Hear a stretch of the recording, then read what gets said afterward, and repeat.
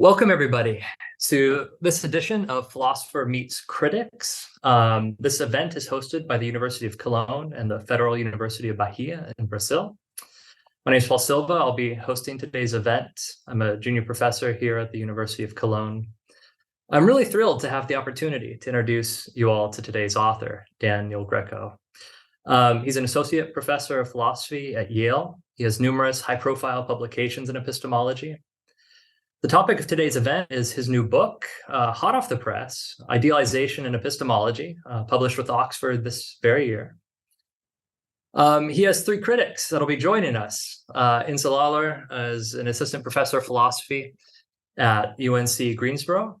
Bernard Salow is an associate professor of philosophy at Oxford. And Matthew Kotzen is a professor of philosophy at UNC Chapel Hill. In terms of format, Dan will provide a brief 15 to 20 minute summary of his book, and each critic will have about 10 minutes to issue their remarks. And after each critic, Dan will give about 5 minutes to respond.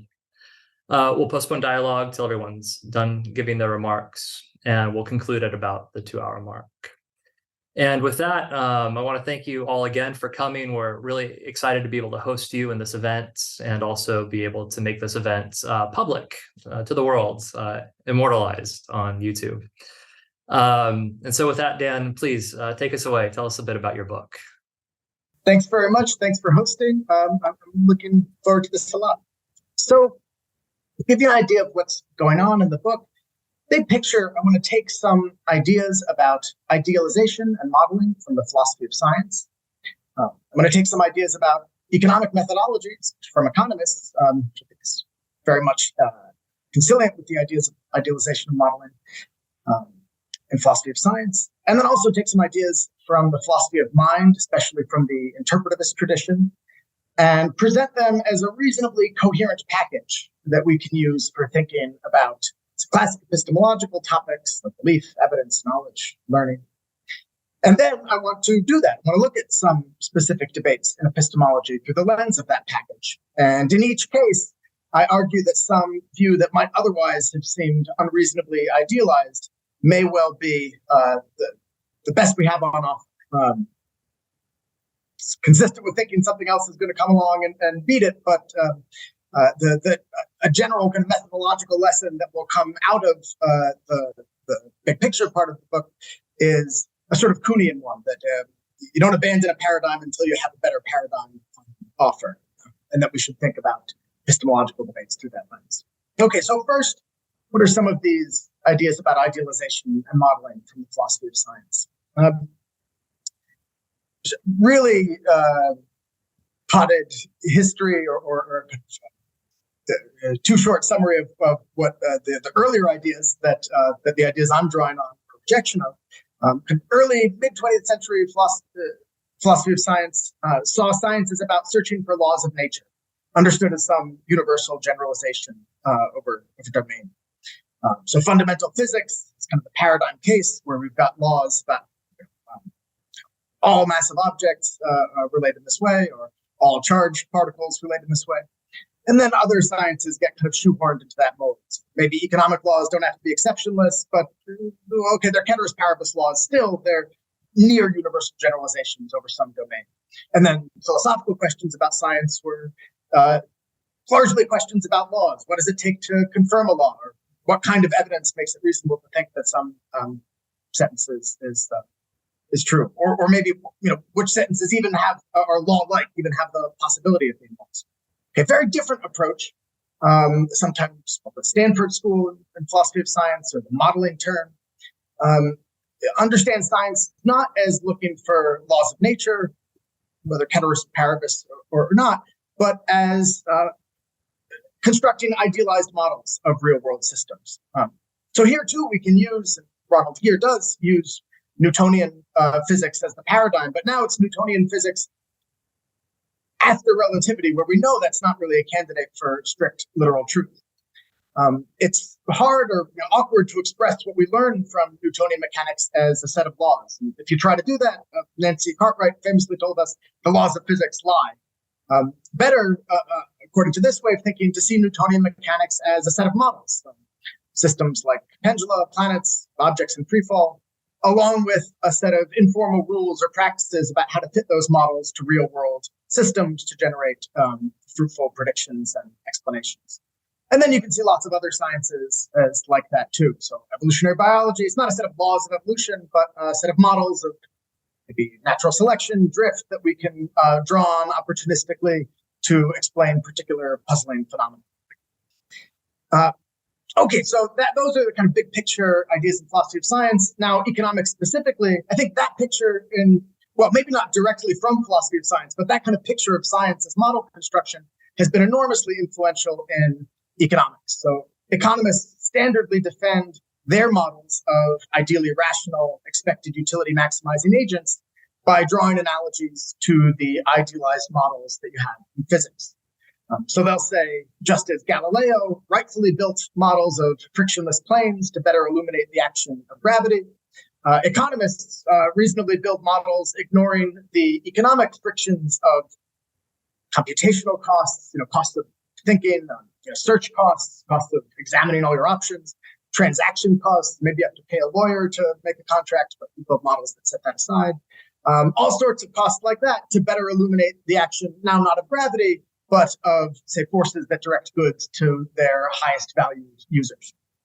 And maybe not quite as universal, like that's something you see all over the place in economics, but there's also an idea in economics that I'm getting, especially from Danny Roderick, who wrote a really nice book that I rely on a lot, Economics Rules. I think that's intentionally a double entendre. Rules as in methodology, not necessarily rules as in it's the best, but he does like it. There's this idea of pluralism about economic models, right? So Roderick's thought is economics is not about trying to come up with all-purpose universal models that will happily accommodate everything in their domain, but instead more like coming up with a kind of toolkit where the economists can then, once they have their big toolkit of lots of different models and they're presented with some real-world question of what's going to happen if we do something, they're going to draw on their experience and judgment to figure out which model is, maybe the most likely to be applicable, and then use that, rather than trying to come up with the one model where once I've got that, I know any phenomena you throw at me, I'm going to plug it into that model, and that's going to tell me what to do. So I don't think this is an aside, because I think this will explain or give you kind of a model for how I would use this in other contexts. You often hear about the behavioral challenge to standard economic models, right? We've learned that people aren't rational. Economists think people are rational, but we see all these phenomena where people do irrational things. On this sort of pluralistic picture, the response to that is to say, well, we never said that these models of ideally rational expected utility maximizing agents were always the best for all contexts. Sure, maybe it turns out that for some interesting class of phenomena, models that work pretty differently are the best we can do. But that doesn't mean that now, we should look for the universal totalizing model in behavioral terms. Or, if you could do that, that'd be great. But we haven't seen that yet, and there's not really any great reason to expect that's coming. On this pluralist picture, the thought is, well, we're going to have some models of ideally rational expected utility maximizing agents. Maybe that's the best we can do for commodities markets. We're going to have some other models of agents that behave differently, think differently. Maybe that's the best we're going to do for certain kinds of laboratory settings, like a dictator game. But it's a very ambitious and not particularly promising approach to think we're going to subsume them all under a single kind of economic model that could happily accommodate any kind of phenomenon you throw. So he's got his first commandment for economists, Danny Roderick: economics is a collection of models, cherish their diversity. So I call an attitude like this modest modeling, and it's modest in that it doesn't have the ambition of finding universal all-purpose models, but is instead content to work with a collection of local models. Okay, last, I want to talk about how this relates to ideas in philosophy of mind, where then we can see how this gets applied to epistemology eventually. So from especially people like David Lewis, Daniel Dennett, I get the idea that there isn't a deep distinction between the beliefs and desires of familiar folk psychology and the probabilities and utilities of formal decision theory in economics. Formal decision theory is just a more explicitly regimented version of the same kind of thing that we're doing all along in describing agents as believing things, knowing things, desiring things. thinking about what they ought to do in terms of their beliefs and desires. And so both decision theory, economics, but also folk psychology, I think are fruitfully understood through the lens of model building. I think this is uncontroversial in economics, right? If you ask an economist, what is it for somebody to have a utility function and probability function, they'll say that just is for their choices to be fruitfully modeled as expected utility maximization relative to those functions. But in philosophy, it sounds kind of regressive and behavioristic to say similar stuff about belief and desire.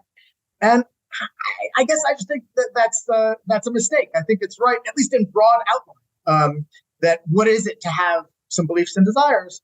Well, it's for a folk psychological model that attributes you those beliefs and desires to do a good holistic job of making sense of maybe not just your intentional choices, but other stuff about you. Intentional choices, maybe we can throw some more things in. Maybe fear can be manifested in increased heart rate or dilated pupils. But still, we're going to have some bunch of facts about you, like how you move your body, which box you take. Do you take the door A or door B?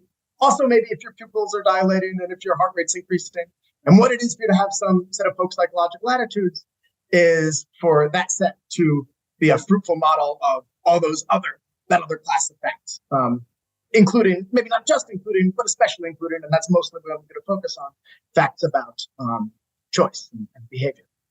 Now, note, I'm, just as a background philosophy of mind commitment, I'm a materialist, so I want to limit the class of facts that folk psychological attitudes are supposed to explain to broadly physical or material facts. But I don't think you have to be to have this kind of picture. I think you could have this view and be a dualist and think that irreducibly phenomenal facts are among the facts that folk psychological attitudes are supposed to provide good models of. I kind of think maybe that's Eric Schwitzgebel. Well, that's a view that he's sympathetic to. So I think I want this to be a relatively broad tent. Okay, so I think, and part of what I do in the book in making this plausible as the broad tent is that I think this is an attractive, not just as an approach to the philosophy of mind, but as a way of thinking about the relationship between lower level and higher level categories much more generally. So I draw on some work by David Wallace, who's a philosopher of physics, where he explicitly takes this approach, which he sees as Dennett's approach to philosophy of mind, and says, yeah, that's how we should think about the relationship between particles and tables. That's how we should think about the relationship between whatever, maybe like quantum mechanical stuff that's not fruitfully described in terms of particles, and then particles. In each of these cases, the higher level category provides a good approximate model of some more fundamentally lower level system. Okay, and you might think this sounds like it only applies to sort of empirical descriptive claims, but so to folk psychology or decision theory or classical mechanics interpreted in the descriptive light, I think we can say much the same thing in a normative vein. So we can interpret decision theoretic and folk psychological claims normatively, and then they're models that aren't supposed to bear fruit in predictions about what agents will do, but in prescriptions about what they should do. Okay, that leaves to the side questions: where do we come up with our independent knowledge of what are attractive, what are the right prescriptions about what they should do? And I think that's a fine question. I don't have anything original to say about it, but I think if you're already comfortable with the idea that sometimes we've got a basic grip on some attractive prescriptions about what agents should do, then we can engage in normative modeling and say, well, this model captures a bunch of those attractive prescriptions and generates some new ones. So I think it's a good normative model. So I'm going to use it to decide what to do or to decide what to prescribe for some third party. Okay, that was all the big picture. Now, how do we apply this package to views in epistemology? So first, I want to say epistemological claims about the structure and dynamics of belief, knowledge, evidence are generally not fruitfully interpreted as universal generalizations attempting to state strict literal truths about those topics. Instead, I think they're most fruitfully understood as offering sometimes implicit models. And what that means is that we should evaluate them the same way that we evaluate models in other domains. And what does that mean? Well, it means a bunch of things, but one that I already mentioned, I want to stress again, is that it means that putative counterexamples in general won't be adequate to warrant rejection of a model. So if you have an epistemological model that seems to say something absurd, if you were construing this as universal generalization, you might say, well, it's got one false instance, says here's what somebody should believe and they shouldn't. or it says somebody who knows this is also in a position to know this, and they're not. But if you're construing it as a model, then it may be that the best model that we can get using categories as coarse-grained, as high-level as things like belief and knowledge, best model is going to still have some awkward features. And so that doesn't mean that we should reject it when we find those features. Okay, so what kinds of features might it have? Well, maybe the first, most obvious idealization that you see in lots of epistemological models is the idealization of logical omniscience. Right? So if you represent the contents of people's beliefs with sets of possibilities, which in philosophy is associated with people like David Lewis, Robert Stallnacher, and in economics and game theory is just so ubiquitous and just taken for granted that it's not associated with anybody, but that's what they do. Then you get this kind of awkward consequence that if somebody believes or knows P and believes or knows that P then Q, then they automatically thereby believe or know Q. And there's been lots of work in philosophy that attempts to relax that idealization. There's been some work in economics that attempts to relax that idealization, but there's been less. And I think part of the reason there's been less is a reason that is sort of good for economics and that we should be more sympathetic to in philosophy, which is that while it's one thing to describe attitudes that don't obey things like idealizations like logical omniscience, it's much harder to fit those into holistic models, not just of your attitudes, but of your behavior, that will then generate attractive predictions. So in the third chapter of the book, I focus on arguing that in the case of logical omniscience, if the only way that you can get an attractive model of knowledge that's logically non-omniscient is by losing the connection to action, then I argue you haven't gotten on the whole a better model. I make similar arguments about higher order knowledge. We'll get into this more specifically with Bernard's comments, so I don't want to talk about it too much now, but basically I argue that the task of coming up with models of agents who don't know what they know or who don't know what they fail to know, that looks a lot easier if you think the task is just attractively describing their knowledge. But if the task is coming up with a model that not just says attractive things about what they know, but also integrates with claims about their values to generate predictions or recommendations for what they should choose, then it's a lot harder, and we should be more willing to accept some prima facie unattractive claims about the structure of their knowledge. And the last application that I want to talk about is to the idea of non-ideal theory.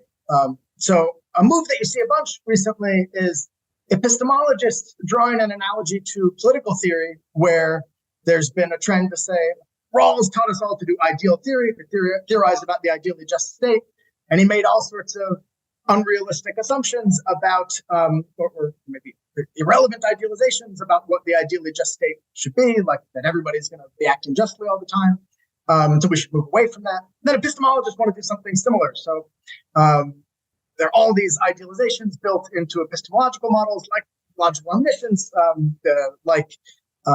that knowledge is positively and negatively introspective, that people are sort of unbiased incorporators of information, but that's not how we are. And so we should do epistemology in light of the fact that we're not like that.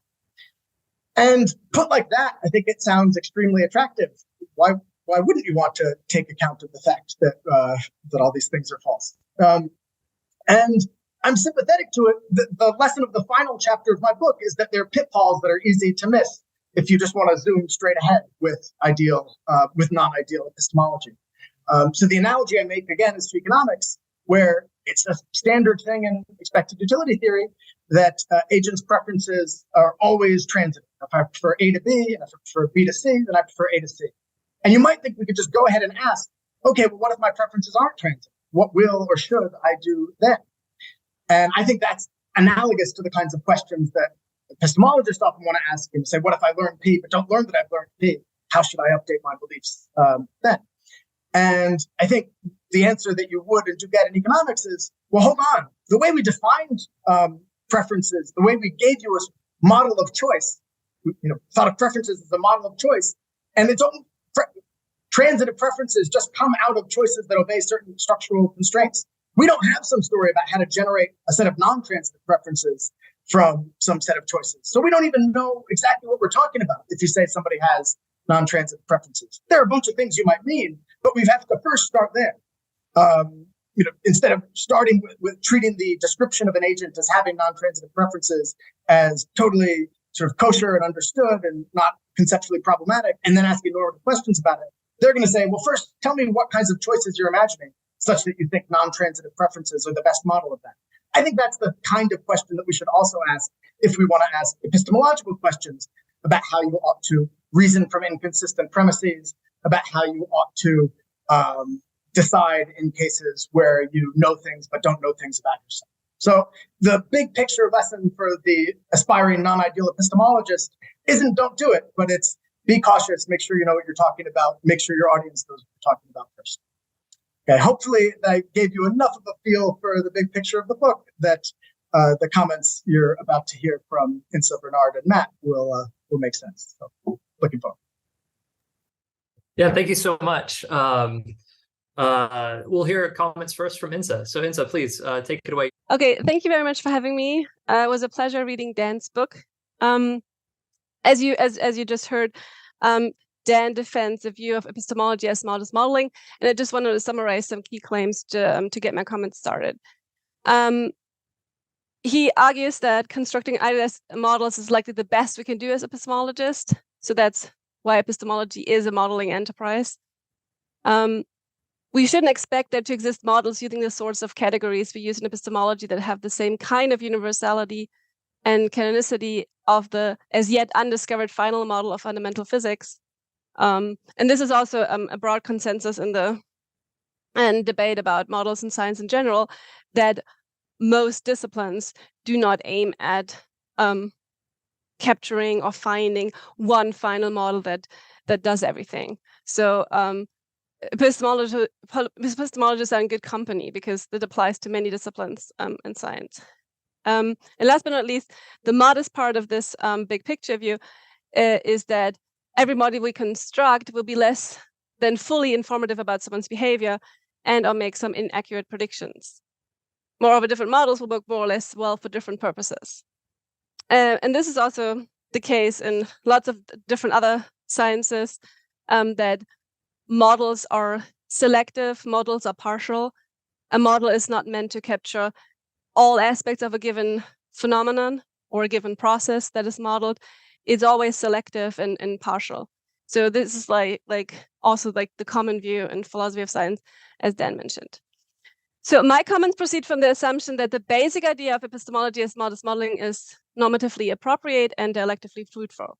So for the sake of my comments, I buy this big picture view that epistemology is a modeling enterprise, and that we should think about epistemology and what it does and what it can do and what it delivers in terms of this big picture view. I will focus on two important aspects of the big picture view that I would like to hear more about. And just a little bit about my background. So I come from the debate about models in science and about model-based understanding, model-based explanations, and the connection to epistemology. So my focus will be on two topics that are relevant in philosophy of science: the fictivity of explanations understanding, now with an eye on epistemology, and second, I will like to hear more about the target phenomena that epistemology has. And I will say more about whether this is relevant when I come to the second part of my comment. But my first comment focuses on the fictivity of epistemological explanations and understanding if we buy this big picture view of epistemology as a modeling enterprise. So Dan takes a stance on this in a footnote. And in a footnote, he says, the question of how idealized models can contribute to our understanding is a much debated one. I think that I can remain largely neutral on this question for my purposes here. And I think it's perfectly fine to select topics to focus on in a book. A book cannot do everything, right? A book is also a partial endeavor, has a focus. And I think it's perfectly fine that Dan didn't address this question in his book. But I do think that we have to address this question if we want to get a full-blown big picture view of epistemology as a modeling enterprise. So and here's why. So a key question in the debate in philosophy of science is whether models, idealized models, prompt us to revise our concept of understanding as a fact of epistemic good. So everyone believes that idealized models do contribute to our understanding in the natural sciences, in the social sciences, and economics, and then hopefully also in philosophy. So this is like uncontroversial that we do gain some understanding from working with models. But it is very controversial whether this also means that we have to rethink what understanding is. Because intuitively, understanding is a fact of epistemic good. What we understand should be accurate, and the basis of which we understand should be accurate. Like this is a very intuitive concept. So understanding is like knowledge, it's factive. Understanding and knowledge might differ in other dimensions, but they share this idea that the things that are the basis of our understanding should be approximately accurate. So if we have a theory that is the basis of our understanding, that should be approximately accurate. However, models challenge this view. And in particular, models that are not approximately accurate, that are not like even close to the truth, that are pretty different from the phenomenon that they model. Holistically distorted model, that's a technical term that Colin Rice introduced to the debate, and Dan uses and introduces this concept also in chapter 7 in his book. Holistically distorted models are models where you cannot keep apart the idealized parts and the non-idealized parts because they are intertwined. So you cannot just get like a analysis of a model as like, this is the factive part, this is the idealized part. No, it's like all intertwined, and only by working together do the idealized and non-idealized assumptions make the model work and make it successful. And they play a bigger role in this debate. And there are also other kinds of non-idealizable models. So models that you cannot straightforwardly de-idealize. And all these kinds, these different categories of models, they support a non-factive accounts of model-based understanding. So people use these examples to say, look, because these models provide us with understanding, this means understanding is non-factive, because obviously these models are nothing even close to the truth. So if we want to accommodate them, we have to go with a non-factive account of understanding. And as I said, in chapter 7, Dan uses the idea of a holistically distorted model to analyze some models in epistemology, models about common knowledge. And he says explicitly that he considers some of them to be holistically distorted. So some of the cases in epistemology seem to be one of these challenging cases. And I also had the impression that Dan would say that most, if not all, models in epistemology are idealized. So I do think that like if we take this to be accurate, almost all models in epistemology are idealized, a lot of them cannot be de-idealized, and some of them are holistically distorted, then we have to take a stance on whether this means that the understanding we can gain in epistemology is also non-factive or not. And just to continue that, this is not just relevant for the for understanding, it also matters for any model-based products, such as model-based explanations. So hopefully epistemology wants to give us some explanations of the target phenomena of the things that we're interested in. But if we use models to generate these explanations, they are model-based in some sense. And a big question in philosophy of science that is also controversially discussed is whether the explanations are non-factive if they are based on an idealized model, and especially one that cannot be de-idealized or that is holistically distorted. If we cannot like disentangle the idealized parts from the non-idealized parts, a lot of people would say, yeah, that then it means also your explanation is non-factive. So you give an explanation that's perhaps accurate in some other sense, but not in the strictly factive sense. And so this is an related debate, and a lot of people use the same approach to analyze both cases, understanding cases and explanation cases, but you don't have to use the same strategy. These two topics can come slightly apart. And I think either way, we have to take a stance if we want to have a full-blown picture of epistemology as a modeling enterprise. So I think in order to fully grasp what an account of epistemology as modeling entails, we cannot remain neutral. Can they provide us with effective model-based understanding? Can they provide us with effective model-based explanations? And if not, like, what does it mean for us as epistemologists is that something okay? Is it acceptable? Is that something that we should be worried about? And I don't think in addressing this question, Dan has to like develop his own view, because this is a topic that's much discussed in philosophy of science, and there are numerous views. I had the impression from the footnote that Dan is leaning towards effectivist approach to this question. So like effectivist defense of model-based understanding and model-based explanations. And there are several accounts that he could take from the shelf basically and just say that it also applies to epistemology. For instance, Colin Rice leans towards factivism and has some suggestions about how to construe effective model-based understanding. In your footnote, you mentioned Karim Khalifa's work. So he is a broadly effectivist when it comes to these questions. And there are other people like Chris Pincock. And I myself, I defend the view that understanding is still effective despite models, or even we can have a perfectly good effective analysis of model-based understanding in light of these holistically distorted cases. And there are also analogous cases for model-based explanations. So I do think you can take something from the shelf, but you would have to commit to the claim that this equally applies to epistemology. And this might be something that needs some arguments or some discussion.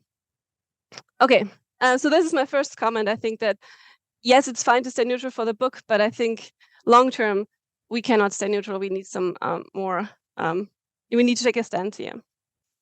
Okay. My second comment is different, but it is partially connected to the first one. So I want to hear more about the target phenomena in epistemology. So when it comes to the debate about models and science in general, it's very critical to identify the target phenomenon, here abbreviated STP, for a given model. This is relevant for various things, among other things about determining what kind of model a given model is. So, is your model like a physical replica of the target phenomenon? Is it something that abstracts away and just is like a so-called minimal model of the phenomenon? Is it meant to capture mechanisms that are relevant for the target phenomenon? Is it a causal model? Is it, there are lots of different questions, and they all can only be answered if we know what the target phenomenon is. It also matters, of course, for determining how accurate the model is and what parts of the models are idealized. You cannot answer these questions without knowing what the target phenomenon is, because these are relative concepts. Something is an idealization if it deviates from what it's meant to capture, right? So this is I hope it's clear that this is a relevant consideration. And also when it comes to the question, how can we de-idealize a model successfully?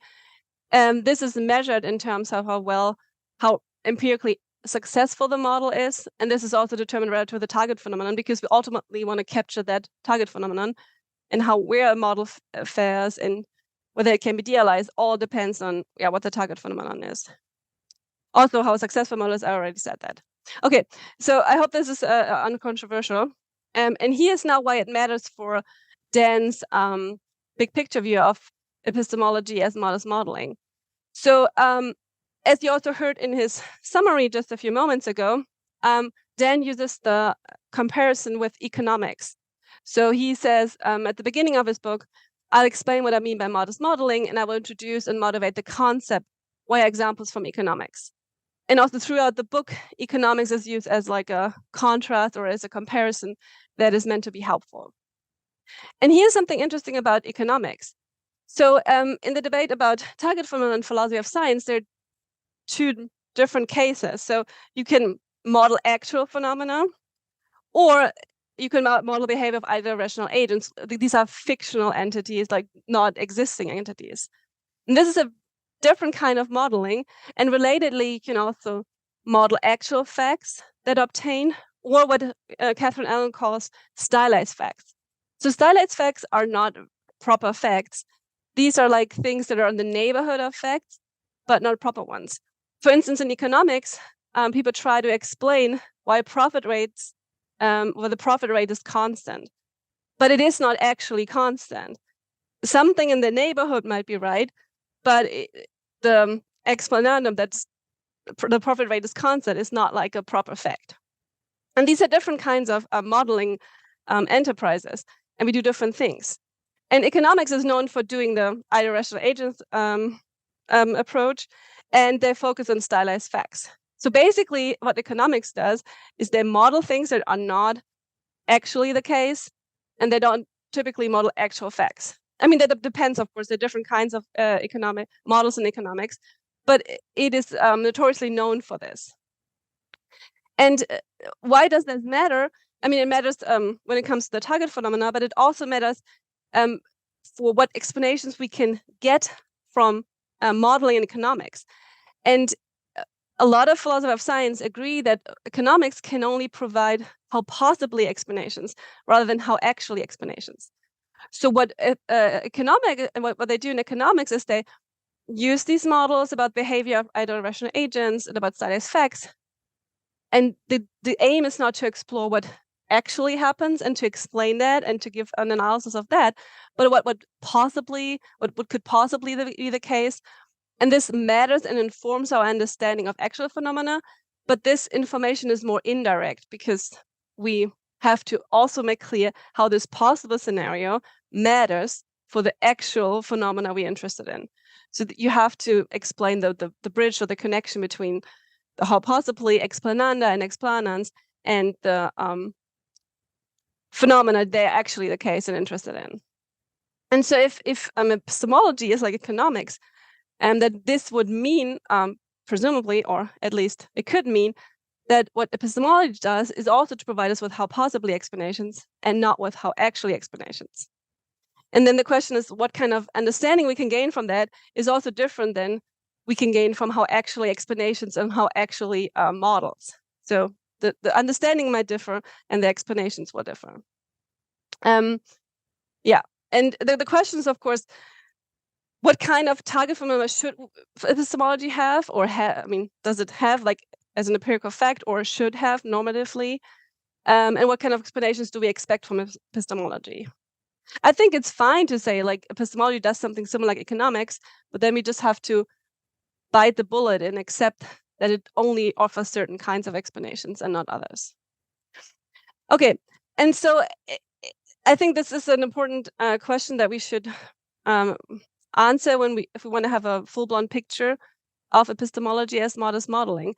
And here's why I'm not 100% sure what Dan's stance is. So while reading the book, I was trying to get like a better understanding of his perspective or his stance, but there are some cases where I'm not sure what exactly is meant. And I have a couple of quotes where I feel like it's not clear whether we talk about what we model, the target phenomenon, or how we model something. And so here's a quote from I think that's the third chapter. And Dan says the following: "The response pursued independently by Lewis and Stonecker is to posit that our belief states are fragmented. In a nutshell, rather than modeling an agent's body of information with a single set of possibilities, we model them with multiple sets." And I think it's just important that here we have to keep two things apart. Like, what is the target phenomenon that we want to model? Is it that belief states are fragmented? Then there are lots of different ways how we can model that. Yeah, one option is to go with multiple sets of possibilities, but there are lots of other ways to do that. And is it that if there's just a case of disagreement here, do we disagree about what the target phenomenon is, or do we disagree about how the target phenomenon should be modeled? And from that debate, it was not crystal clear to me what is the stance. Are we disagreeing about the target phenomenon or about the different ways how we could model one and the same target phenomenon?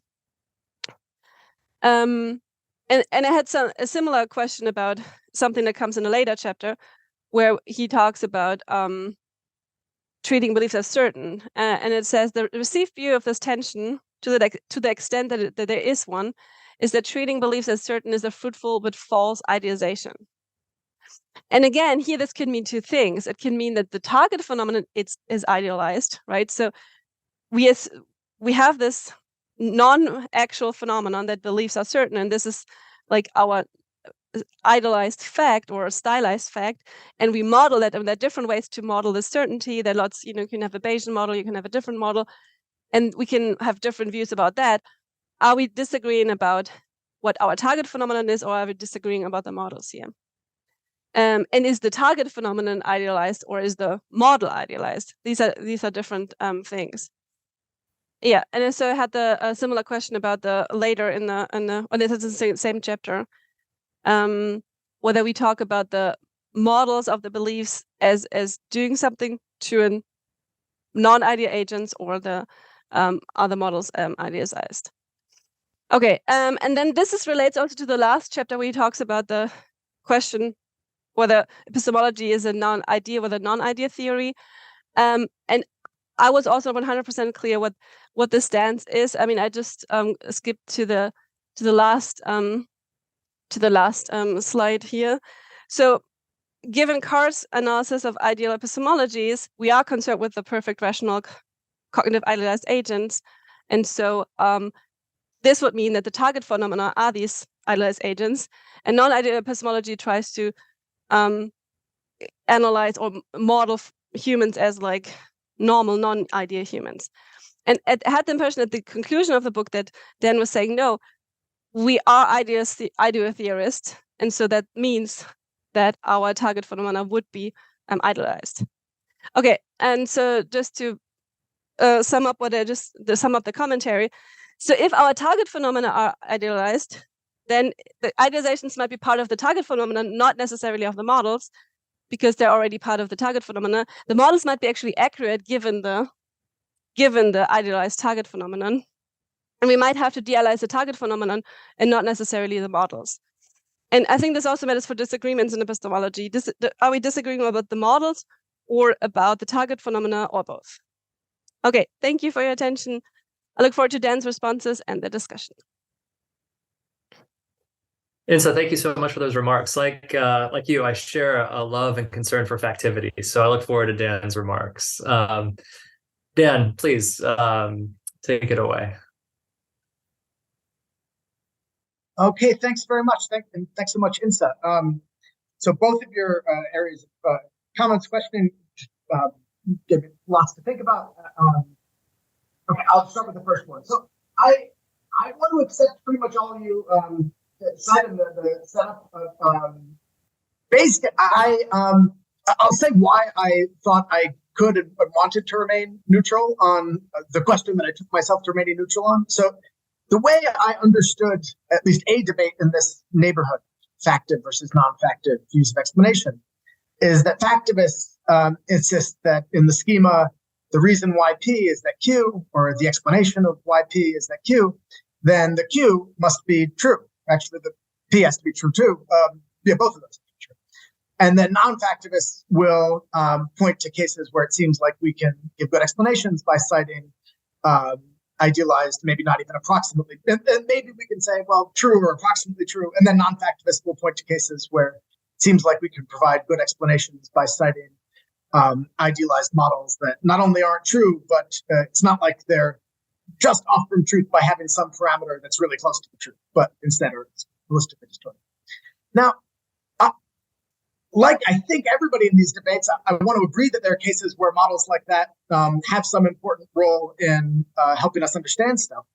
It's not clear to me how that relates to this schema, the reason why P is that Q, because maybe the role that idealized models play is, the reason why P, like, it's not that you just say, this is the truth, right? The reason why, say, most, sexually reproducing species have equal numbers of male and females is, and now just like say the whole model as if you just think it's like literally strictly true. I want to say something, well, like, here's this model and it's a pretty good one. It makes these sort of idealizations, but in most circumstances that doesn't matter. And you can see why, given that model, you're going to get this result that you have equal numbers of male and female foxes and apes and all sorts of things. But then it's not clear to me that I needed to say anything false. So that's why I think I can agree with the factivists and just say that if you're interested in the schema, the reason why P is that Q, and you're using an idealized model, then the Q is not just going to be stating the model, it's going to be saying something true about an idealized model, namely that it satisfies whatever criteria, good albeit holistically distorted models are supposed to satisfy. But it's also not clear to me that I need to say that. I mean, I'll admit, I think that's what I want to say. It just seems to me kind of often misleading to say, to ever say the reason why P is the Q where you think Q is false. And it seems to me I'm not losing anything if I cite a model and then say some true things about that idealized model in giving the ultimate explanation. So maybe my sympathies are more with the factivists, but I'm inclined to think that if I were to go with the non-factivists on that debate, yeah, I'd then just say basically the same things you say about how idealized and not approximately true, but maybe holistically distorted models can provide explanation in the sciences applies in there can provide understanding in the sciences that applies in epistemology too. I'm much less okay. So now I want to move on to the second question: what are the target phenomena of epistemological models? I sort of also want to remain neutral here, but I'm much less comfortable about it. So I'll say a bit about how I want to make a case for whether we think of the target phenomena as themselves idealized agents, right? Where then you're saying strictly true things about idealized agents, or the target phenomena are us and what we do or what we should do, and then your model builds in false claims about us. It's not clear to me. Well, suppose you take the first route. It seems to me we still ultimately want to use models, whether in epistemology or elsewhere. I give some examples from economics that you mentioned to draw lessons about the real world, either what we will or in epistemology more often what we should do. So, just a little biography. Part of what got me into epistemology was the disagreement debate, and the idea that this what can look like kind of abstract debate about the epistemic significance of disagreement, usually focused on this pretty sort of stylized, idealized case. You've got two people, they've got the same evidence, they're equally, competent in evaluating that evidence, and then they finally disagree. What should they do? The reason I found that interesting was thinking that if we could get clearer about that abstract case, that would give us some lessons, maybe just sort of qualitative fable style lessons for how to think about real world cases where there's a lot of disagreement and most of the evidence relevant to a question is held by people other than me or just evidence that I am not qualified to evaluate. So it is, even if we think that in some sense the target phenomena is idealized epistemic peers disagreeing, I still ultimately want to use that, the idealization, that target phenomena, that idealized thing, to think about what I should think in real cases where, say, economists disagree about what will happen if we raise the minimum wage. And so it seems like bridging that gap between the whether it's an idealized target phenomenon to the real world phenomenon or an idealized model to the real world phenomenon. It's not clear to me how different that will go. So whether, I'm not clear how I would do things differently if I thought what epistemological models are about is ideally rational agents. But then we've got to have some story about why claims about ideally rational agents have any bearing on what we will or should do or think.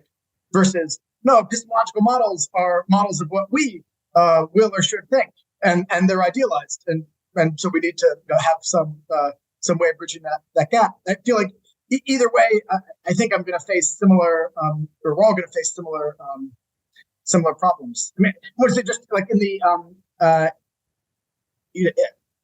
I think it's closely analogous to the econ case, right? So, true, lots of economic models involve these sort of stylized facts, but still, you sort of use those to come up with at least sort of qualitative fable-style lessons for real world cases. Some remember an anecdote something I co-taught with told me about where there was a department meeting where they're just trying to decide whether to switch the healthcare. I guess it was a department. It was like a business school or something. Or no, it wasn't all economists. Some group of academics, most of them weren't economists, but they're trying to decide whether to switch the copays, like eliminate the copays on the healthcare plan. And they were treating the cost for that as just whatever the copays were last year. And the economist, raises his hand and says, well, probably it'll be a bit more than that, because once there are no copays, people will consume a bit more healthcare, go to the doctor a bit more often. And that's the kind of prediction that, not like a precise quantitative one, and it's the kind of thing that there's an implicit background model there that probably is idealized, stylized fact kind of model. But it was, just making a concrete, real world, albeit sort of coarse-grained prediction about what would happen next year. And in the anecdote, he turned out to be right when he was outvoted, and they did eliminate the copays.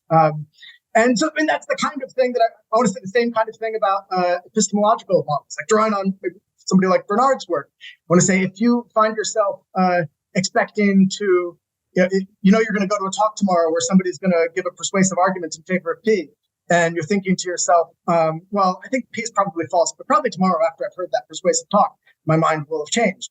I want to use the kind of models that Bernard gives us in his paper to say, you're probably making a mistake there. And I feel like I can do that whether I think of the target phenomenon there as an idealized agent who wouldn't do that, or as the target phenomenon is you and what you should do. And Bernard's giving you an idealized model that says, you shouldn't do that. Okay, I'll leave it there, but I hope we keep going, get to the Q&A. Great, thank you, Dan. Bernard, you're up. Take us away. Thank you. I'm extremely thrilled to be here. I'm a big fan of Dan's work, and have been for a long time. So, and a lot of the things that I really like about Dan's work are in this book. So that's really great. My aim in the sort of 10-15 minutes I have today is to focus in on the sort of later parts of the book. I'm going to basically sort of grant, I think, much of, or maybe even all of, Dan's big picture, and I want to sort of look at the implications or applications of that big picture to the debates about iteration and to the debates about common knowledge that happen in the later chapters of the book. So I want to start by sort of noting something about Dan's discussion about iteration, and then sort of challenging how or asking how far that goes. And part of my uncertainty here is I'm not entirely sure how much of what I'm saying is common ground with Dan. I'm sort of drawing attention to a topic that he doesn't sort of very explicitly talk about in the book here. And so part of what I'm doing is sort of just asking for more information, but I'm also sort of trying to map out sort of some options here.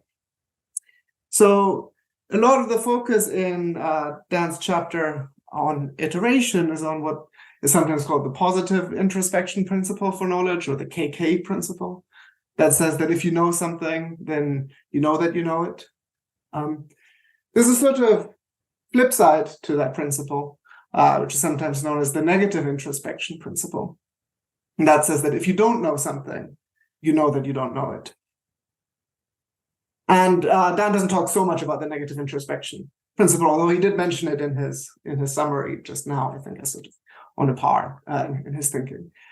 And I suppose I'm wondering how much the two really are on a par, even granting sort of Dan's the sorts of considerations that Dan offers in the book. So in defending the KK principle, Dan makes a bunch of really interesting and I think pretty persuasive arguments, and they center around the fact that there are some cases where maybe initially we do want to describe someone as knowing something without knowing that they know it. But then Dan points out that actually, like, describing them that way doesn't really fit their behavior all that well, or doesn't really fit the way that we expect them to act all that successfully. And actually, like when we really dig down, it seems like actually maybe a better way of describing them is as knowing for some purposes, knowing in some ways, and failing to know in other purposes, for other purposes, or failing to know in other ways.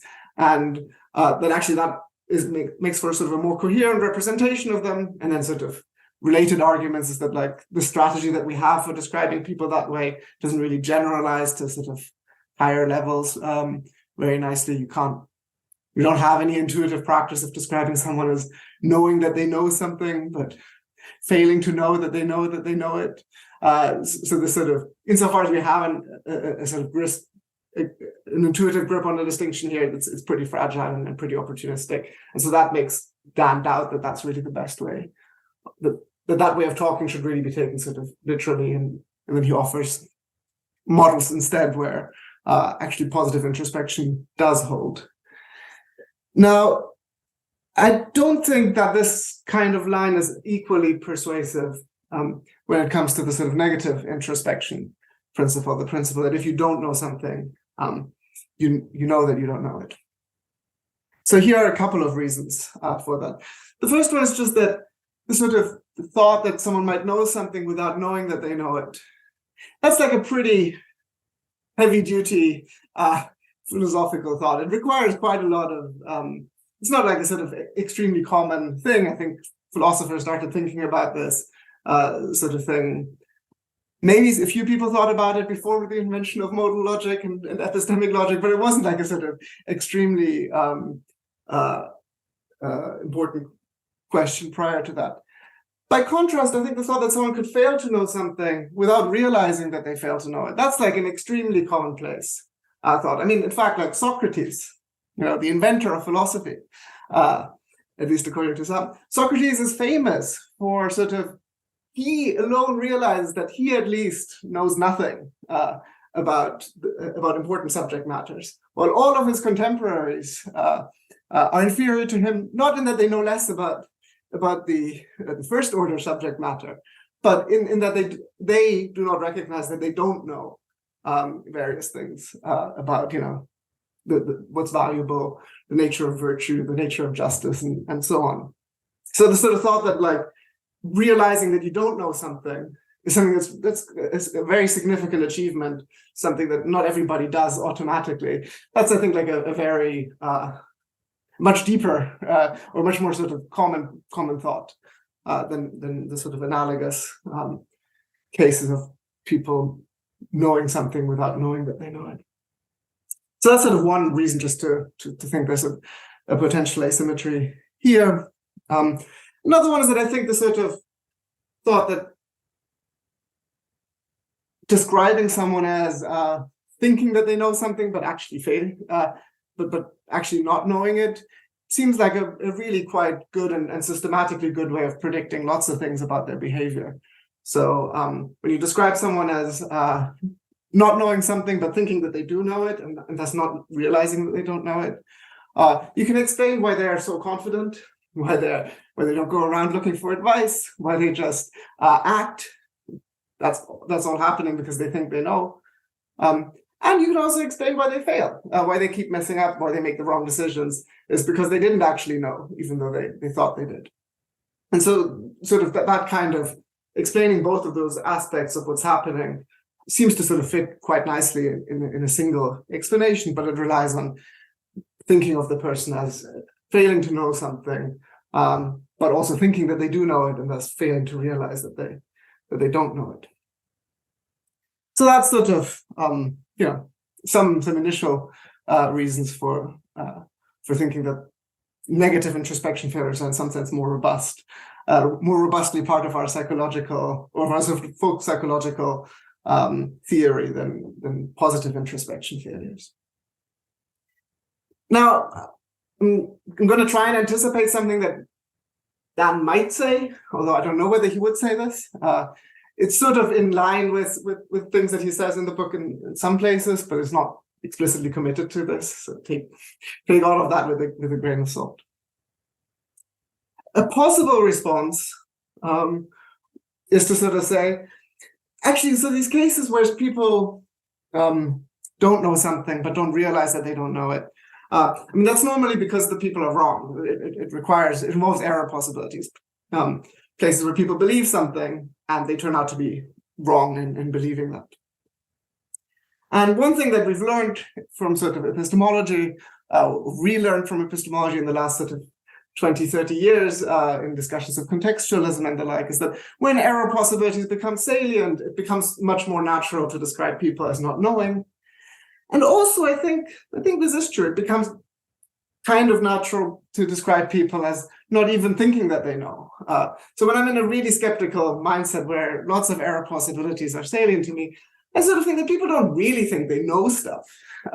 They sort of think they have good reason, or they think stuff, but really they realize that they don't know it. At least not in the sort of magic sense of knowledge that I have in mind when I'm in my sort of skeptical mood.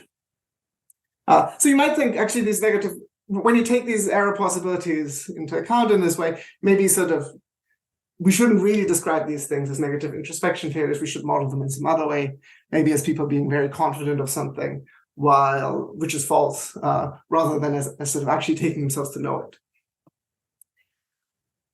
I think that's an interesting model. I think I think that's more natural in some cases than in others. So I think when I'm taking the error possibilities seriously because I'm in a sort of very skeptical mood, something like that maybe does seem right.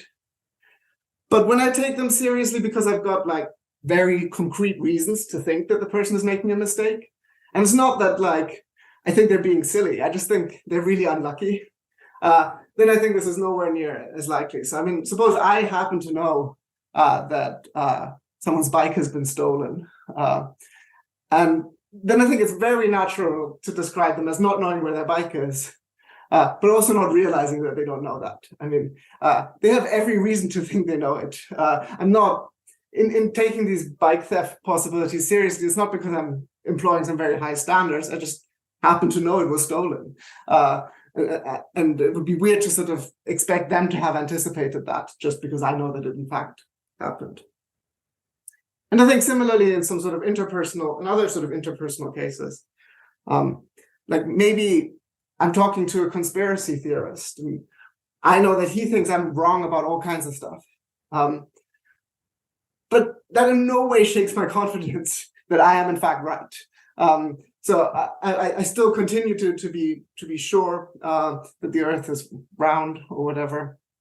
I'm not merely sort of high probability, but I'm not really entertaining possibilities where I'm wrong about that. I do use such possibilities to model my interlocutor's mental state.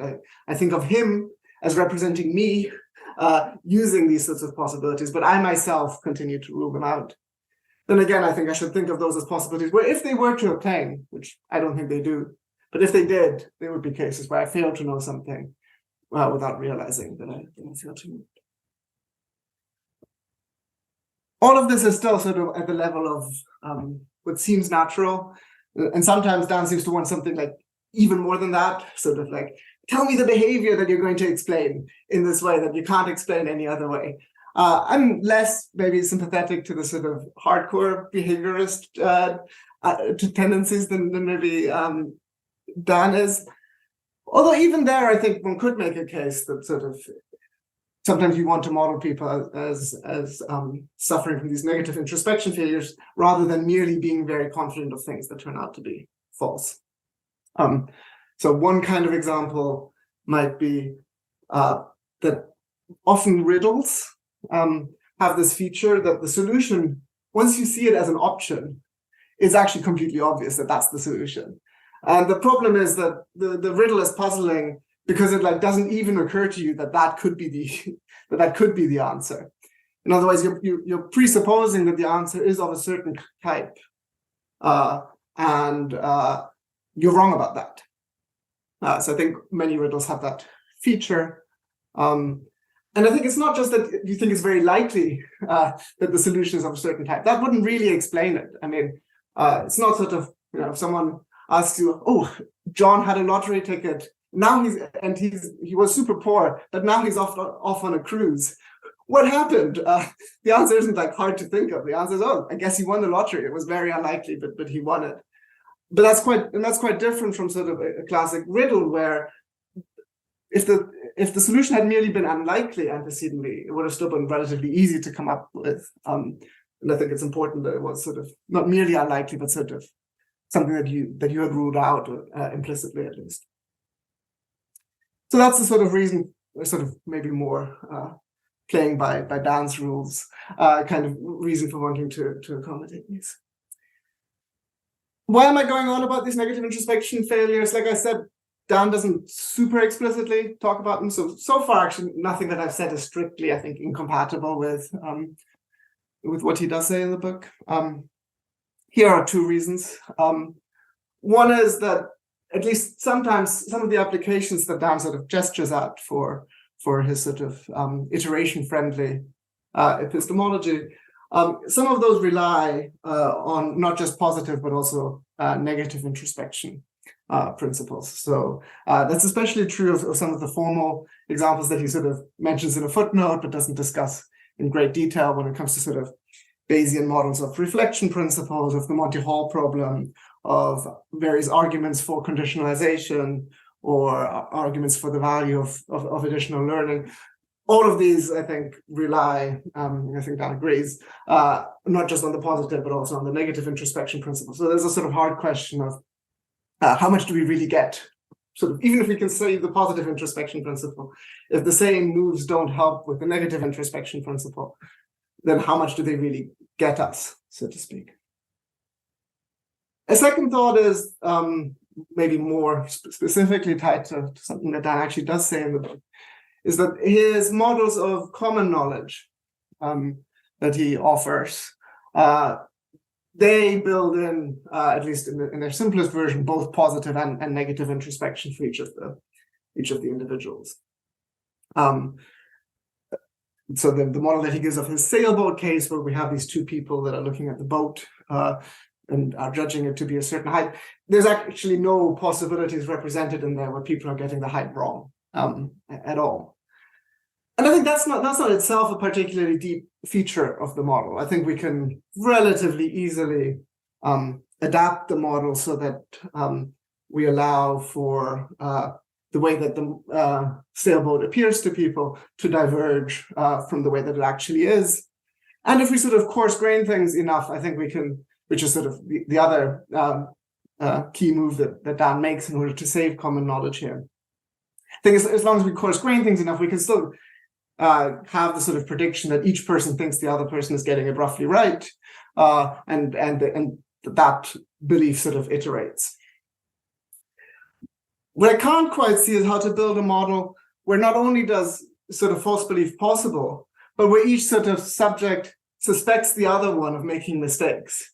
So I feel like in order to, and I think that's, again, a pretty common situation. I think it's not unusual to think that the other person might fail to know things that they take themselves to know, or might have beliefs that I think are false.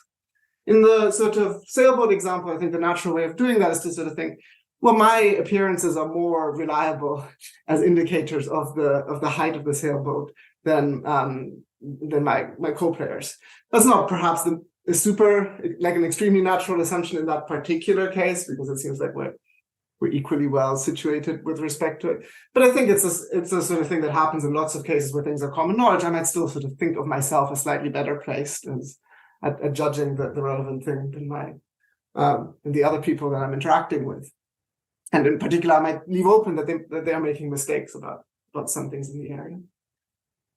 Now, I think if we try to accommodate that in these models of the sailboat, and this is a little bit sketchy and hand-wavy, but my feeling is that once we try and do that, we have to allow that I should be able to think that the other person's appearances are sort of a little bit above or a little bit below mine, that they don't fall in the same, even if we have sort of coarse classes, that they don't fall into the same class of appearances as my own. That's what I need in order to sort of capture the thought that they might be further off than I am, that they might know less than they take themselves to.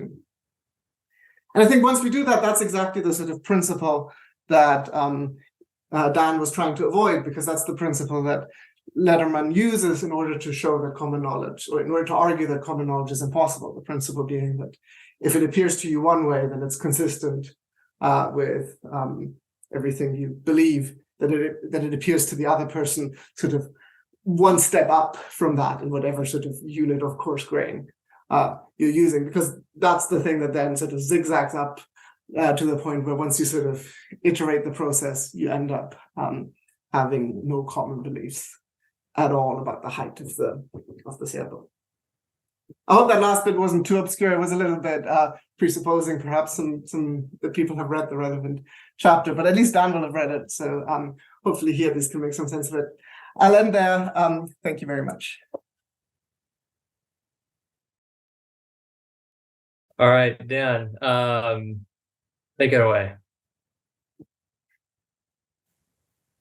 Thanks very much, Bernard. So I'll jump right in.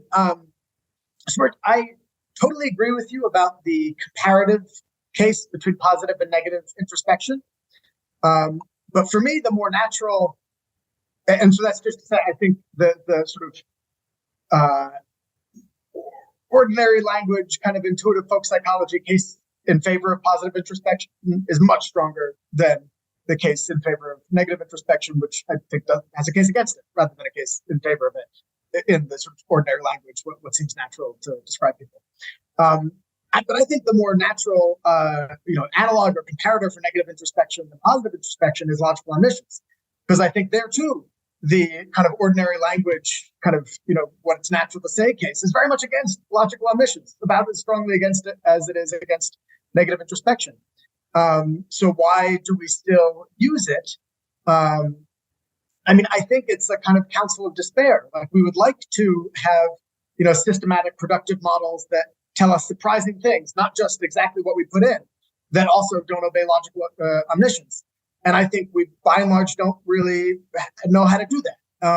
And then I want to say, this is painted with a really broad brush, but that if you want models to deliver, to be productive, right, not just to let you just say what you already wanted to say, but in the language of the model, but to sort of surprise you, generate interesting, novel results, and you want those results to concern choice, then I think we don't know how to do that when it comes to models that aren't negatively introspective.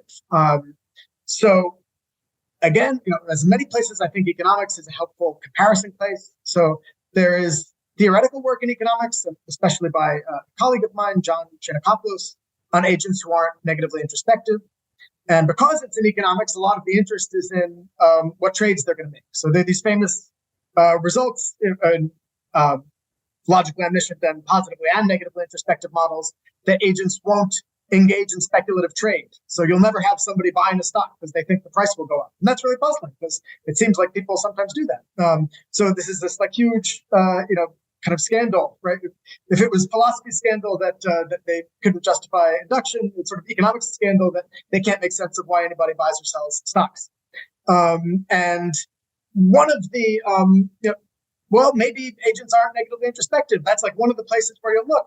And I think it's fair to say but that doesn't really seem to fit what people do. And really there isn't any kind of, there's no standard sort of stylized fact where we say, oh yeah, that's where you need negatively introspective models to explain what's going on. The way that there are stylized facts, if you have a common, a commons, or a fishery, then everybody will tend to take, enough that it gets overfished or, overstocked. There's stylized models, that's a stylized fact. And we know what models get used to explain that, kind of prisoner's dilemma kind of things, or why do, people get paid more in the labor market when they have certain credentials. That's a stylized fact that we have standard models for explaining. I'm going to make a claim. There are no stylized facts to which negatively non-introspective models are the kind of go-to standard explanation. I don't think there's a neat story for why that should be. That's a sociological, it's a claim about the work that's out there. At least I've run it by some game theorists who say, yeah, that's about right. People look at the stuff, but there's no place where it really seems like it's really helping us explain some real world phenomenon. And I kind of want to say, so even in, basically I want to concede all the things you say about what's natural to say, but then still say, and if we could find a way to take those insights about what seems like a natural way of describing things, put that into a model that could then generate some interesting further things surprising dynamics or facts of that choice, then I would say, great, go for that. I do think there are people that are trying to do things like that. There's a paper that I really like by Kevin Dorst that basically tries to do exactly this with belief polarization, right? So he says, look, if you've got negatively introspective agents, then they're never going to say, I'm about to encounter this body of evidence, and I expect that after I've encountered the body of evidence, my beliefs will predictably change in this direction. And he shows how If they're not negatively introspective, and a little bit more, but that's the basic, that's the basic departure, then you can. So I think that's exactly the kind of thing where if I thought that was giving an attractive, descriptive, or normative model of the kinds of sort of stylized cases that he is talking about, then I would say, great, that's the kind of reason to go with negative non-introspection. As it turns out, though, I just don't think it is. I don't think it gives attractive either descriptive or normative results. I feel like if I take that kind of example of his, if I know I'm going to see a bunch of coin flips, and because of this setup he has, I know that, and it's a fair coin, but I know that I'm going to think that significantly more than half of them landed heads because of the mechanism that he describes. Then right now, I want to stop myself from betting on how many of them landed heads in the future. And that's just to say I expect myself to be screwing up in the future. I don't think I'm rational throughout. That seems to me like a paradigm case of somebody who expects themselves to become irrational and so is going to go in for some sort of self-binding behavior to stop themselves from acting on their irrational future beliefs. So at least as a normative model, it doesn't strike me as an attractive one. But that's the kind of thing where it's very much kind of non-obvious predictions that if you can get them by building a negative introspection, then great. But if all you can do is say, doesn't it seem really natural to say that we can fail to know things without knowing them? And we'll say, yeah, in the same sense that it seems really natural to say we can know P, know if P then Q, but not know Q. It just turns out to be really hard to systematically go from there to generate productive, interesting recommendations about choice or other stuff that aren't basically just like telling us back what we kind of already wanted to put in the model. Oh yeah, I'll say a bit more about the Lederman case. So that's, I'm going to say the same kind of thing, but so he's got these cases where people would normally model the situation using common knowledge, and gives, I think, a very sort of natural argument for why, if you really describe people's knowledge in terms of what seems like really natural stuff to say, you don't know exactly what the other person's estimate of some quantity is going to be. They don't know exactly what your estimate of the quantity is going to be. And then if you take that to its logical conclusion, you don't have common knowledge of just about anything. But I think the result then is it just kind of breaks game theory as a productive way of generating predictions about what people are or should do in strategic situations. Because in his model, you basically just have to build in by hand what you expect people to do in the form of their priors about how likely the other person is to do something, given given that the mask looks to be a certain height. So it basically, while he lets you say more attractive things about knowledge, he does it by making the model totally unconstrained in its behavioral predictions, and that all you can get out of it is just what you put in the form of priors about what the other person's going to do, and those are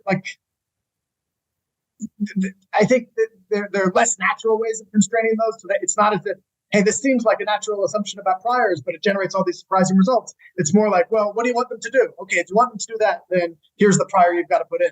And then I think that's just, that's making the model worse rather than better. That tells us back what we already wanted to say about what they know about each other, what they know about each other's predictions. But that's not the surprising thing. And then it stops us from making the predictions that we wanted to make, any prediction you make in any game theoretic situation at all. If you think there are ever sort of surprising, fruitful predictions that come out of that, and they do, I think, auction theory is a really nice example where there are lots of not at all intuitive results that you get with this modeling. I think if we went Harvey's route, then we wouldn't really be able to do any of that. And so I think that would, on the whole, be worse, even though it would say more natural things specifically on negative introspection. Okay, I'll leave it there. Thank you. Our final critic, Matt, please take it away. Great, thanks so much. Thanks to Dan for sharing this really interesting and rich book with us, and thanks to Paul and our institutional hosts for putting this together. I think, mindful of the time and the value of open discussion, I may be a bit briefer than the comments that I sent to you, Dan. Of course, I'm happy to get into whatever whatever you might want to talk more about. But I think especially in the areas of overlap between my comments and Bernard's comments, I may be a bit brief. So my comments are divided into kind of two categories. One, broader questions about the big aims, the modest modeling approach, and so forth in the book.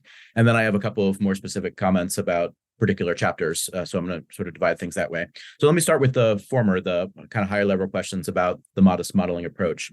So I'm a little worried that I might be misunderstanding the modest modeling approach, especially given that exchange with Bernard. So let me tell you how I was thinking about it. And then if I'm not thinking about it right, you can set me straight.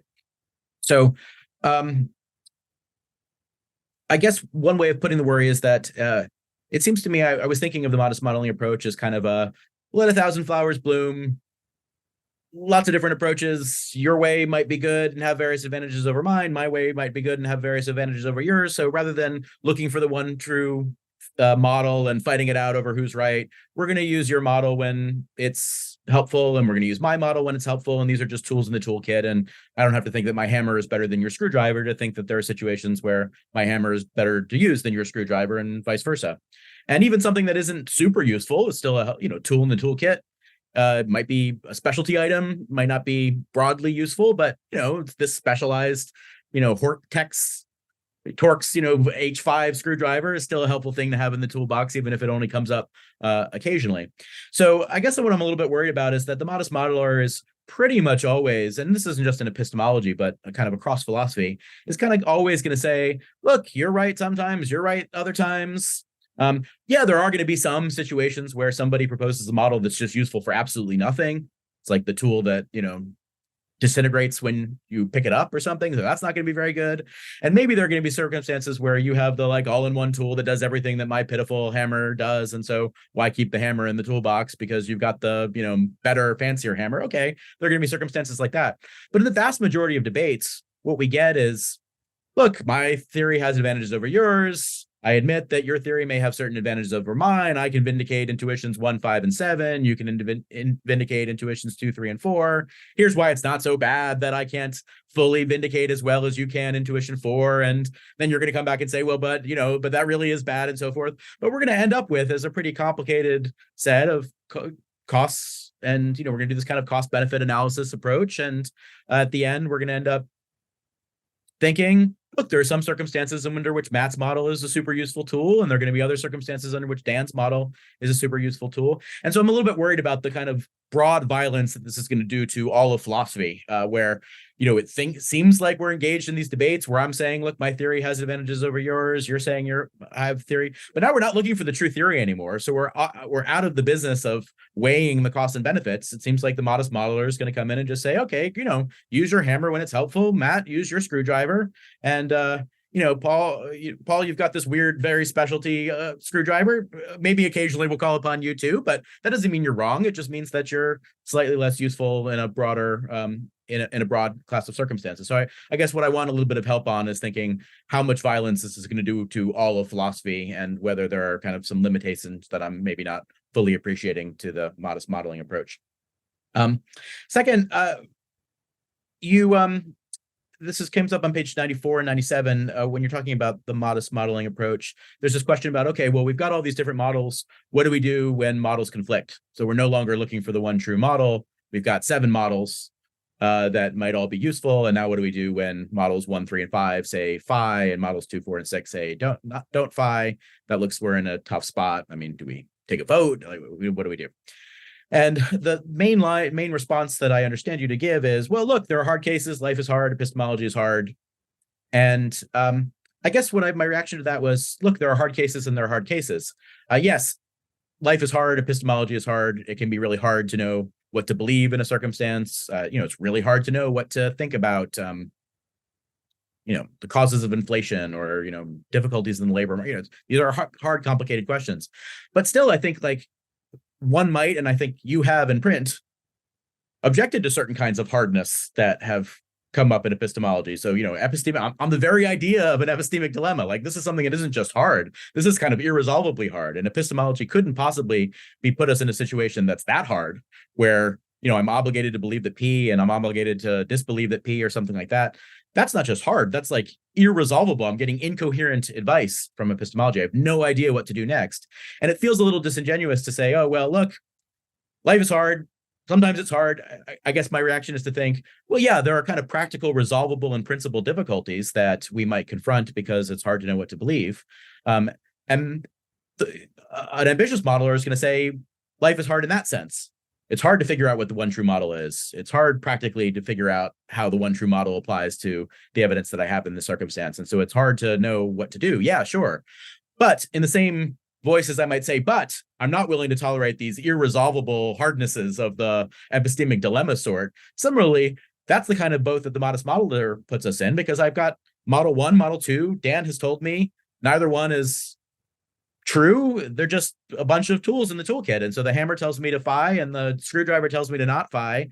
And it feels like that's not just a life is hard situation. That feels like I'm totally screwed here. And so I'm wondering whether the hardness point is really as satisfactory as you make it out to be in the book. Maybe I'm going to skip this point about the practical problem. I think that was kind of a side issue that I want to maybe not dwell on so that we have plenty of time for discussion. Just quickly, I was a little bit confused about the dialectical strategy of chapter 4, as I mentioned in the comments, because I think I was thinking, well, look, what are we going to do here with the Bayesian models? You can either, what is the non-idealized truth that the Bayesian models are trying to approximating?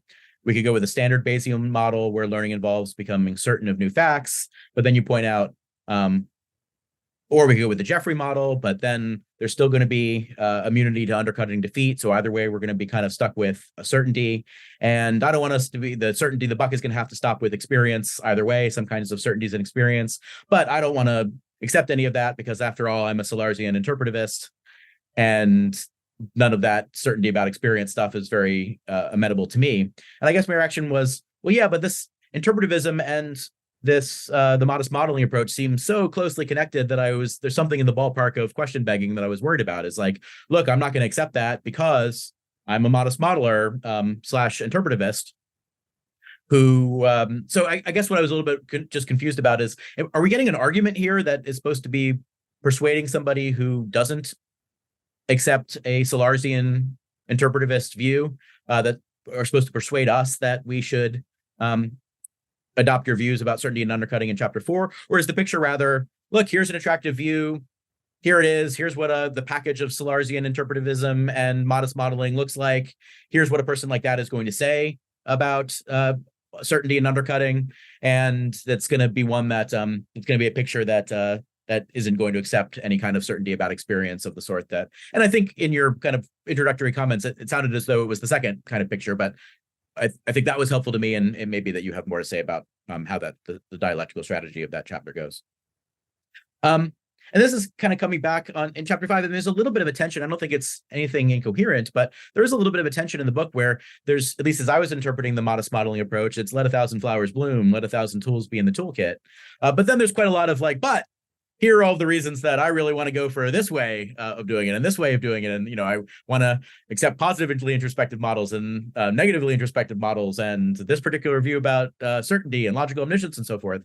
And in a sense, you've made the situation really hard for yourself, right? Because if you're a modest modeler, if you're a let 1,000 flowers bloom kind of guy, well, then the only way to argue against the model is to either say that it's completely useless or that it's strictly dominated by the thing that that you do want to accept. And that's that's like a really high bar to climb. And I think that's kind of what was coming out in Bernard's comments about the negative introspective model. And I had the same kind of thought about some of the positive introspective models. Even it seems like there's some good cases where we want to describe somebody as violating positive introspection. I agree with Bernard that there are even more compelling cases where we want to describe someone as violating negative introspection. And the move that you make is to say, well, yeah, look, that does seem kind of right over there, but look at all the other things that it's not going to be able to do for you. And I guess I don't understand how a modest modeler says that. It feels a little bit like, yeah, sure, that screwdriver is super useful, but it's not going to do all the stuff that the hammer does for you, because the response is, yeah, the hammer's great too. And when you have a hammer problem, go for the hammer. But there's a screwdriver problem over here, and I'm inviting you to, deny negative introspection in these bike theft cases and deny positive introspection in this, unconfident test taker case. And I don't claim that you should always deny it, accept it when you need it in order to make some other model where, some other story work about some other scenario. So it just feels a little bit like you've made this problem really hard, really challenging for yourself to argue for the superiority of models. If you're a one true theorist guy, then sure, your advantages are really compelling. And when I have paltry advantages to offer a modest set of cases for the alternative model, then that's a real problem if you're looking for the one true theory. But if we're not looking for the one true theory, then it seems like it's going to be pretty easy for someone to come along and say, look, models that deny negative introspection, I admit they're a total mess in lots of cases. Don't use them in 98% of your life. But, here's some stuff that it can do, and that we shouldn't be tossing them aside just because they are not useful as frequently or in as broad a class of cases as the models that you're recommending for us. And same thing about folk psychology. I mean, I guess the idea is that Bayesian confirmation or Bayesian decision theory strictly dominates folk psychology. We can do everything we could do with folk psychological explanation or prediction, we can do with Bayesian decision theory. But again, I was thinking, like, why would a modest modeler need to say that? I mean, it seems like there are lots of cases that are really conveniently, nicely handled by folk psychology, small world problems, what I have for breakfast. I don't really need to get too into the black box thing. What is this? Is Bayesian decision theory really a strict improvement over what's going on with, my 5-year-old when she decides she desires Cheerios and she believes that Cheerios are over there, so she pours the Cheerios into. That seems perfectly good and doesn't involve a whole lot of complexity and mess that Bayesian decision theory does. And again, I'm perfectly happy with Bayesian decision theory does tons of stuff that folk psychological models don't. But if we're modest modelers, I guess I would have thought the reaction was, who cares? Folk psychology does super good in lots of scenarios. And so as long as you don't use it in a hammer scenario, as long as you restrict it to the screwdriver scenario for which it is well designed, then you're not going to really have a problem here. Let's see. So that was what I wanted to say about, Smith's normic support stuff. One of the things that you want to say is about the Smith stuff is, look, so here's the quote about the statistical evidence. It seems to me that the distinction between abnormal cases in which innocents are explicitly held liable and merely improbable cases in which they are inexplicably held liable isn't one that we should directly care about in thinking how to structure a legal system. So the thought is, look, if take whatever the degree of belief, the degree of confidence we have that the person did it, who cares whether in one case it's explicable and the other case is inexplicable? Well, probabilities ought to be running the show here. The credences ought to be running the show here. But I guess I wanted to hear a little bit more just because there are lots of other places in epistemology where we do think that there can be a really important epistemic difference and practical difference between two scenarios, even where we stipulate that the probabilities are the same. So this comes up in Derek Parfit and Roger White's work, for example, about surprisingness. When the Scrabble tiles show up and they spell hello there, that's very different from when the Scrabble tiles on the table appear and they spell blah, blah, blah, blah, blah. Even though both sequences are equally unlikely on the supposition that they were randomly arranged. Still, we think, look, in one case, the 1 in a million event really does motivate us to change our assumptions about things. And the other cases, the 1 in a million event doesn't, and might force us to search for alternative explanations of what happens in one case, but not the other. And I guess I think that might be what's going on in the legal cases too, is that in the statistical case and in the non-statistical case, we might be equally confident that the person did it or that the company is civilly liable for the damages, depending on which version of the case that you're thinking about. But there might be a kind of difference in abnormality. We're very hesitant to send someone into a cage for 30 years if something very abnormal would have had to have happened. Or if nothing abnormal would have had to have happened in order for the evidence to be just as it is, and yet for them not to have done it. Whereas if something really abnormal would have had to have happened in order for the evidence to be as it is, and yet for them not to have done it, well, then maybe we're not so worried about putting them in a cage. And I'm open to that. I mean, maybe that's wrong, but I think I didn't quite see in the book why there was something obviously wrong about that. And it seems to be just this kind of approach that I don't see any big difference between abnormal and normal cases once you fix the probability. And so why should we be taking any of this terribly seriously? And then last point about complexity and iteration is that you mentioned this, a really nice point, I think, about knowledge and justified belief is that it might look like an infinite hierarchy of knowledge or an infinite hierarchy of belief is super duper infinitely complicated to represent. But actually, once we look carefully at it, we can see that infinite sequences often can be quite simple to represent. We don't need to specify every element separately in the chain. There are nice, convenient, sparse algorithmic ways in which we can specify an infinite chain. And so even if something is infinite, that doesn't mean that it's an infinitely complex matter to represent those things. So, you don't have to think, I could be a limited agent and still represent something complex, which is having this infinite series of knowledge representations in my head. And I guess my thought there was, well, but having knowledge and having justified beliefs aren't just a matter of representing contents. They're also, at least arguably, a matter of having particular justifications and forming beliefs on the basis of those justifications. We draw a distinction between doxastic justification and propositional justification. So I don't just have to have the representation somewhere in there. I also have to have, there needs to be some kind of connection between the belief and the justification, that the thing that justifies it. And I guess I am a little bit more worried that finite creatures like you and me are going to be able to not just have infinite numbers of representations in the head, but they're also going to have infinitely many knowledge or belief states where that seems to involve something cognitively more sophisticated than merely representing a content. And so anyway, I wanted to hear more about that. There are other things that came up in the comments, I think, that are overlapping substantially with Bernard's comments and to some degree with Insa's comments too. So I think I'll stop there and leave you time to respond. And as I said, I'm mindful of the time and don't want to leave us with no room whatsoever to discuss this further. Thanks again for a really interesting and rich book. Thank you so much, Matt. Dan, please.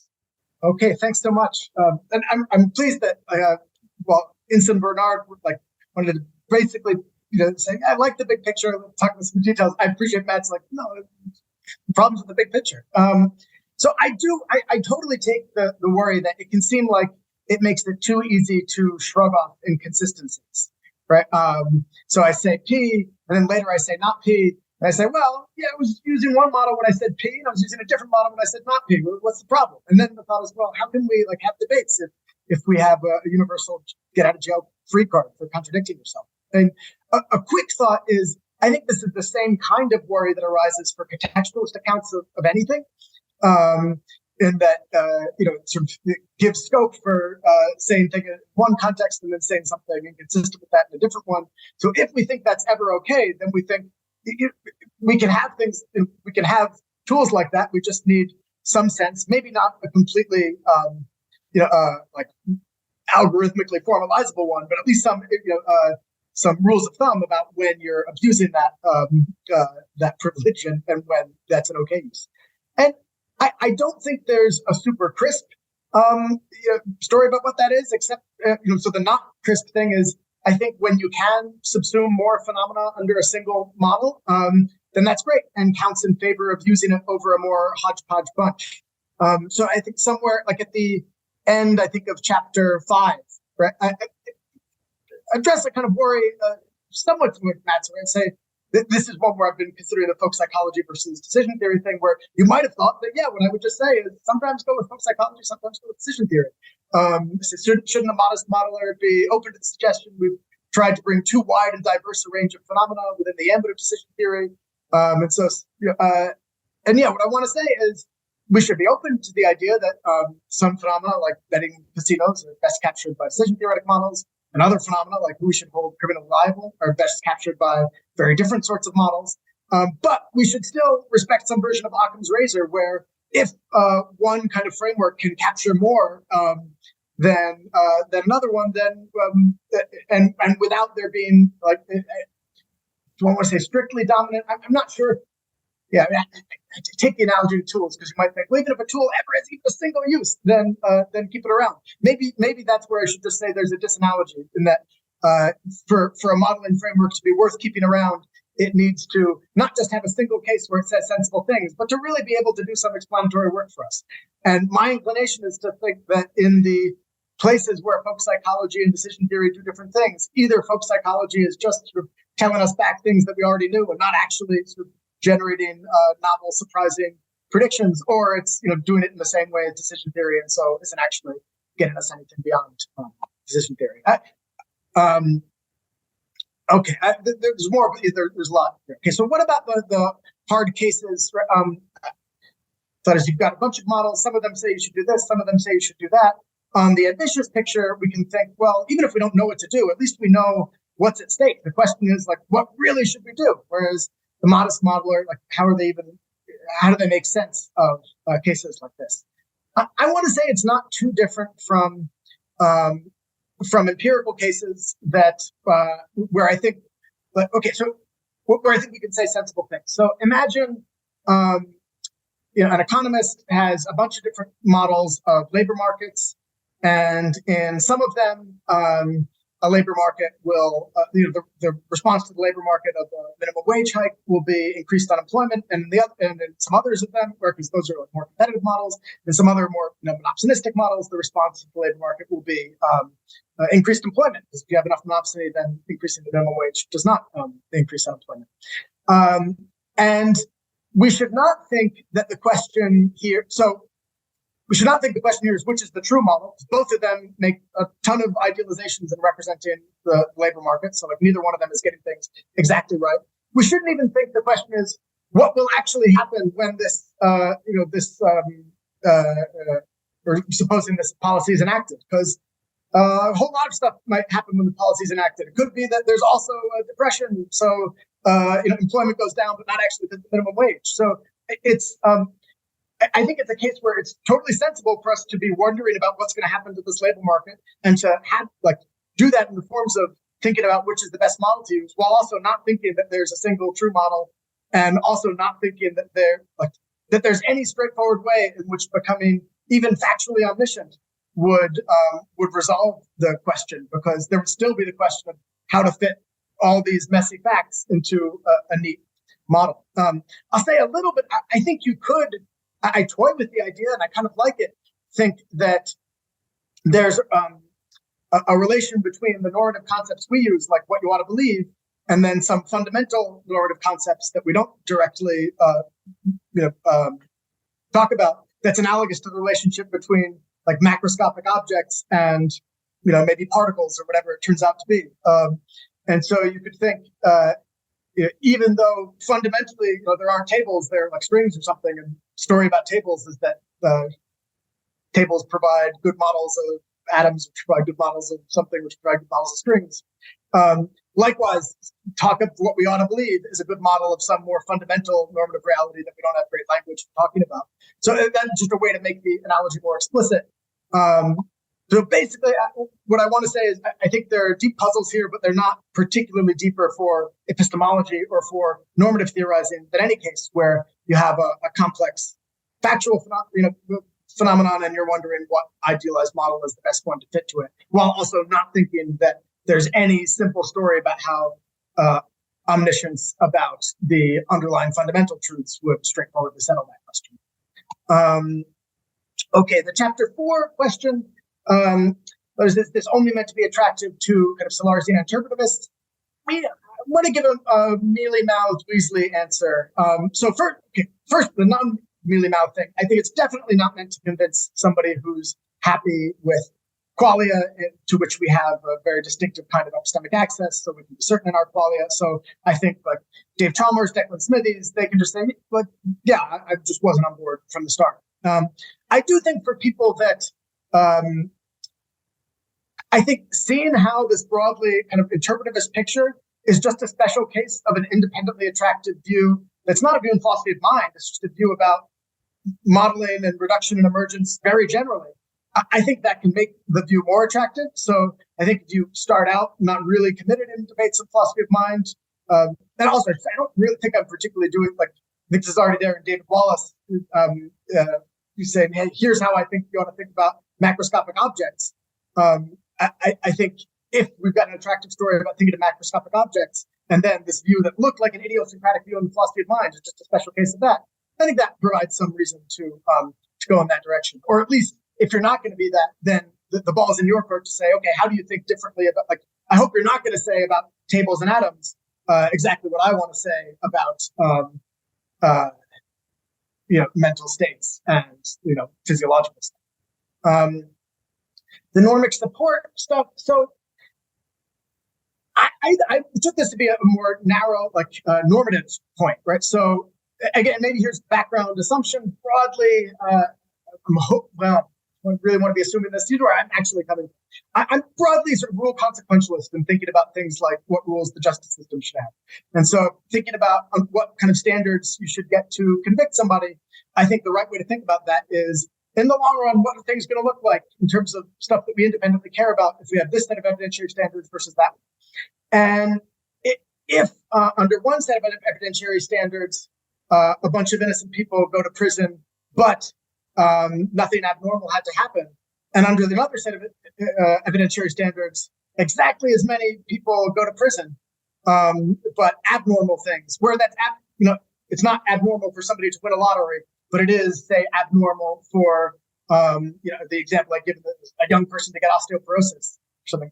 My thought is just, if you hold fixed how bad it is to be in prison when you didn't do it, then I don't care in designing a legal system whether that badness of innocent people going to jail is something that you get via abnormality or normal improbability.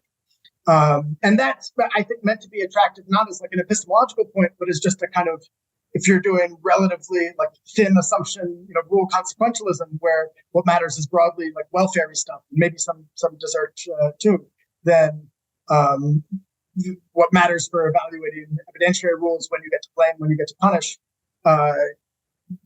the epistemic stuff should all be just instrumental to good outcomes described in these non-epistemic terms, where the good outcomes are, innocent people going free and guilty people going to jail, and bad outcomes are the reverse of that.